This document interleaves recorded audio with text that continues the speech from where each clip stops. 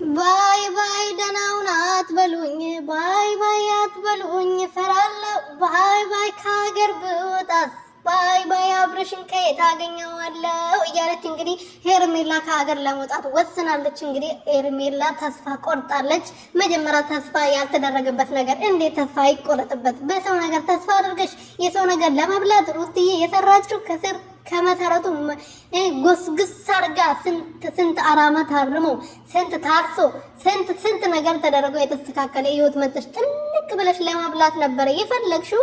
አፈር ይሁንብሽ እንዳልልብሽ እርግማን ነው። የሰው ያስተካከለው ነገር ሰው የለፋበትን ሰው ላቡን ጠብ ያደረገበትን ነገር መብላት አይከብድም? ሩትዬ ስንት ነገር ዋጋ የከፈለችበትን ህይወት ንብረት እንደ ቀላል መጥተሽ መብላት ነበር የፈለግሽው።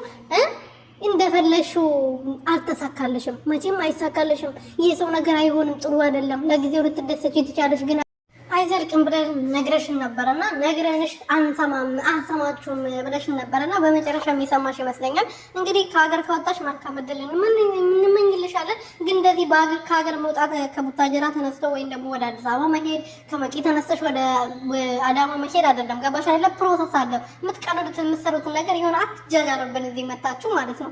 ሰላም ቤተሰብ እንዴት ናችሁልኝ? እኔ በጣም ደህና ነኝ፣ እግዚአብሔር ይመስገን። በያላችሁበት ሰላማችሁ በዘተረፍርፍ ይበልልኝ። ለዚህ ቤት ለዚህ ቻናል አዲስ ይሆናል ሰብስክራይብ ሼር ላይክ እያደረጋችሁ ቤተሰብ እንድትሆኑ በትህትና እየጠየቅኩኝ እንግዲህ ዛሬ ደግሞ ሄርሜላ ከሀገር ልትወጣ ነው። ሻንጣዋ ሰብስባ ተነስታለች። እባካችሁ ድረሱ እያሉ እንግዲህ አጋቲ ዘራፍ አገር እያዘልኝ ይለቀቅልኝ ብሎ መጥተዋል። እነዛ ወጣጤዎች ማለት ነው።